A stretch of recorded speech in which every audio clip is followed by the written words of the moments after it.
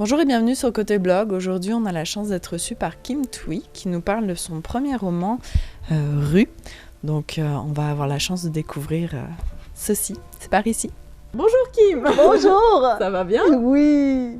Donc, tu vas nous parler de ton premier roman qui tourne depuis un moment, là, que tu fais voyager au travers du monde. Donc, à Rue. Déjà, de quoi parle Rue? Rue, je crois qu'en résumé, ce serait le parcours d'un immigrant ou d'une immigrante. C'est l'histoire peut-être commune de plusieurs Vietnamiens qui sont arrivés ici à Montréal à cette époque-là, dans les années fin 70-80. Comme tu dis, c'est pas forcément une œuvre autobiographique puisque tu t'inclus dans un mouvement, mais toi tu es arrivée petite fille à 10 ans, c'est Oui, ça? oui, c'est très proche de ce que je suis, mais en même temps, je me suis donné la liberté d'incorporer ou sinon de pas m'approprier, mais vraiment personnaliser les histoires qui sont communes à nous tous. Ça devait être vraiment comme une autre planète. Oui, oui, c'est tout à fait. C'était la planète Mars. On ne reconnaît ni la langue, ni les sons, ni les lieux, ni la température. Donc c'était, oui, c'était atterrir sur la Lune, mais avec de la neige. Oui, Donc on sait qu'il y a de l'eau. c'est bon, il y a des vivants, c'est bon. Ouais. Pourquoi Rue et qu'est-ce que ça veut dire? Rue veut dire petit ruisseau en français et puis en vietnamien, qui se prononce Rue. Ça veut dire une berceuse ou sinon bercer un enfant. Et pourquoi rue? Parce que j'avais un restaurant qui s'appelait Rue de Nam. Et un peu comme dans le livre, c'est-à-dire un mot d'un chapitre peut enchaîner l'idée d'un nouveau chapitre, bien ça c'est le vestige du restaurant Rue de Nam. J'ai gardé rue et le prochain va s'appeler probablement Nam. Oh, c'est beau!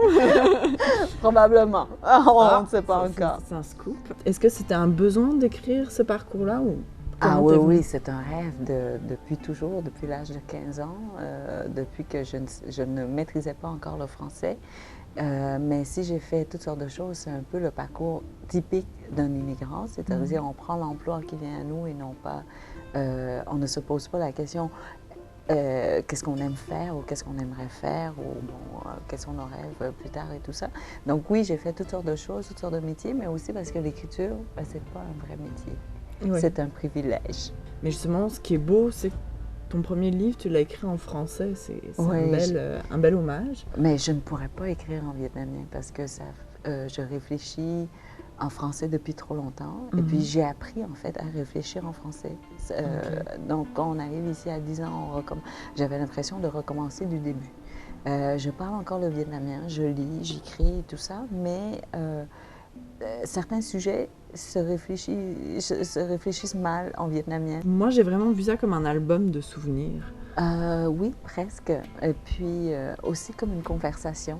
Oui. Il n'y a pas vraiment de suite dans ce qu'on dit. Aussi, oui, mais pas dans mon cas. Je saute toujours du coq à l'âne. Et puis, très souvent, une idée ou une conversation va entraîner une autre qui s'en va dans une direction complètement opposée. Il y a des beaux souvenirs, des souvenirs plus tristes, mais c'est jamais appesanti dessus. C'est un choix? C'est un choix. Je ne sais pas si c'est un choix, mais c'est ma vision des choses. Okay. Parce que je crois que dans tout parcours, et surtout le parcours d'un immigrant, je crois, il y a tellement de faits cocasses qui surviennent quand on arrive dans un nouveau pays. Et dans mon cas, ce n'était pas un nouveau pays, mais une nouvelle planète. Donc, on découvre toutes sortes de choses. On n'a pas les mêmes références. Donc, nécessairement, on lit et on interprète les événements tout croche. Qu'est-ce qui est devenu la petite fille vietnamienne de 10 ans et comment elle s'est intégrée? On a été tellement bien reçus et bien accueillis à Granby à ce moment-là que je crois que la question ne se pose même pas. Okay. On se laisse vraiment porter par toute cette gentillesse-là, toute cette bonté-là. On n'avait pas le choix, en fait, parce que les gens venaient frapper à notre porte pour nous inviter à luncher, à sortir, à aller à la cabane à sucre, à faire la danse des canards. On avait juste à suivre les gens qui venaient vers nous. On n'avait même pas à faire l'effort, en fait.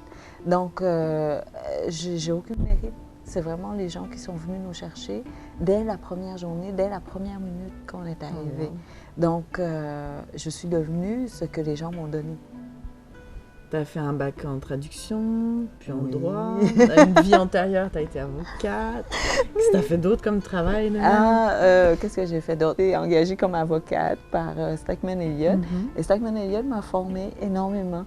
Et donc, après ça, le resto. C'est parti de 5 ans. Okay. Alors là, l'écriture, ça fait 2 ans.